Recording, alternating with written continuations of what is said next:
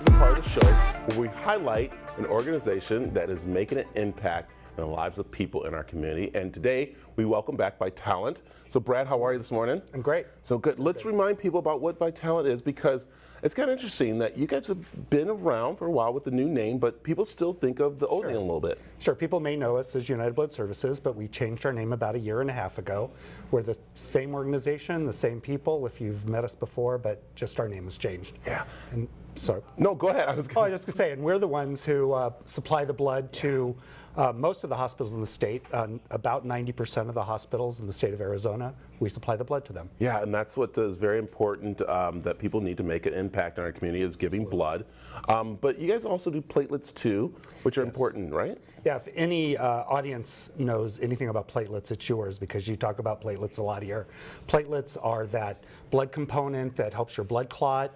It's a very delicate component, it only has a 5-day shelf life, so we are in constant need of platelet donors coming in and giving platelets every day. So, and what I love is that you guys put together blood drives for people, and all they got to do is give a call to you, and you'll help them organize it, right? Sure. We have blood drives all over the state. All kinds of organizations have blood drives. And on our website, vitalant.org, there's a place you can go if you're interested in letting us know you want to do a blood drive, and we'll contact you and tell you all about that. We also have 6 donor centers in the Valley, so if you don't work for a large company or something like that, there's still an opportunity to give blood. So we just had the big luncheon that was so amazing. Yes. And there's a great success story about a young boy who got to meet his donors. Can you tell me a little about that? Yeah, Nathan is a 5-year-old boy. He has a very rare blood disease that requires him to get a blood transfusion about every 4 weeks. And he had a very rare opportunity, he and his family, to meet many of the blood donors who had given blood that was transfused into Nathan and has helped to keep him alive all this time. That's amazing. Yeah, it was quite an experience. It was, and just seeing everyone tear up at the luncheon. Just I was one of them. Yeah, so it's so amazing.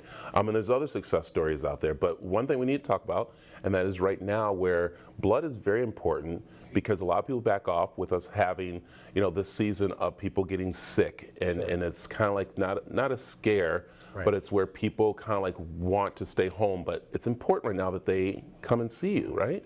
Right, so the thing to remind people is that the need for blood is not changing.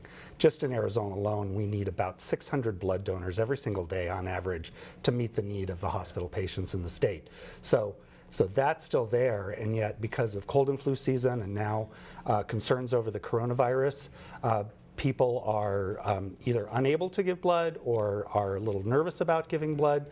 So I just want to be here to assure people that coming to our blood centers, it's a very safe environment, it's disinfected consistently through the day.